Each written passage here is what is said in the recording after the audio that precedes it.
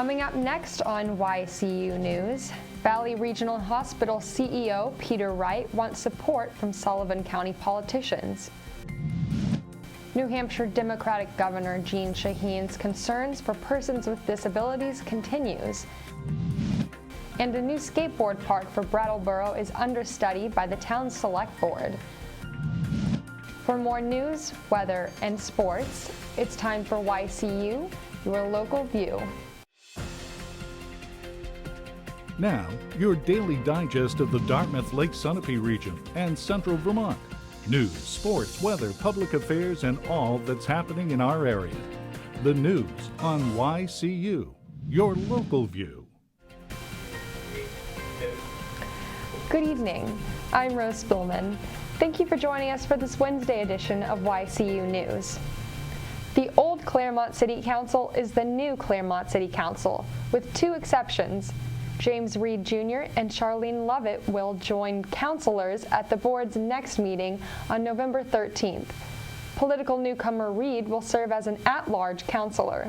His task is to represent residents' interests across the city's 3 wards. Lovett is now Ward 2 councilor. Earlier, she served on the Claremont School Committee. Ward 3 councilor Nick Koloski won re-election, beating Walter White and Brent Furland in the city ward's only contested race. Keith Raymond, Kyle Messier, and John Simons retained their at-large council roles. Mayor James Nielsen and Assistant Mayor Victor Bergeron ran unopposed. 18% of eligible voters cast ballots on Tuesday. Valley Regional Hospital CEO Peter Wright wants support from Sullivan County politicians. Wright met with Sullivan County commissioners at the hospital Tuesday night. State Representative John Cloutier organized the meeting. Wright and hospital trustee chairman Michael First explained why the hospital seeks support. Valley Regional Hospital is not among the hospitals where medical insurance under the state's health care exchange will be accepted by insurer Anthem Blue Cross Blue Shield. State Senator David Pierce is introducing legislation in Concord to see if Claremont's Valley Regional can be covered by Anthem. Wright described Anthem's decision as being despicable. Still, Wright says Anthem is a for-profit business and its mission is to turn a profit and honor its stockholders. Wright, First, and medical staff in the audience say hospital patients often cannot drive long distances for care. Anthem will cover some treatment plans at out-of-area hospitals instead of locally. Anthem is the only insurance plan in New Hampshire on the exchange. Boston-based medical insurer Harvard Pilgrim will not offer plans in New Hampshire until 2015. North Country resident and politician Ray Burton is being honored with his alma mater's highest award for public service, reports New Hampshire Public Radio. Burton now serves as an executive counselor to Maggie Hassan. He also has served as a Grafton County Commissioner. Burton is now a recipient of the Henry W. Blair Award for Distinguished Public Service. The award was established in 2004 by Plymouth State leaders. Burton, a Bath resident, earned his bachelor's degree in 1962 from Plymouth Teachers College. That college later became Plymouth State College and later still Plymouth State University.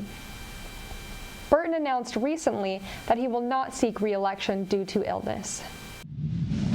Earlier in her political career as New Hampshire governor, Democrat Jeanne Shaheen focused on the needs of persons with disabilities.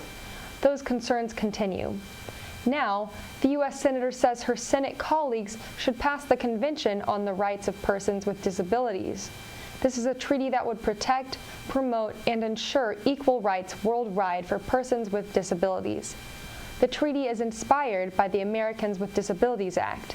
Shaheen spoke of the treaty during a U.S. Senate Foreign Relations Committee meeting Tuesday. The treaty would also protect the rights of Americans with disabilities traveling and living abroad.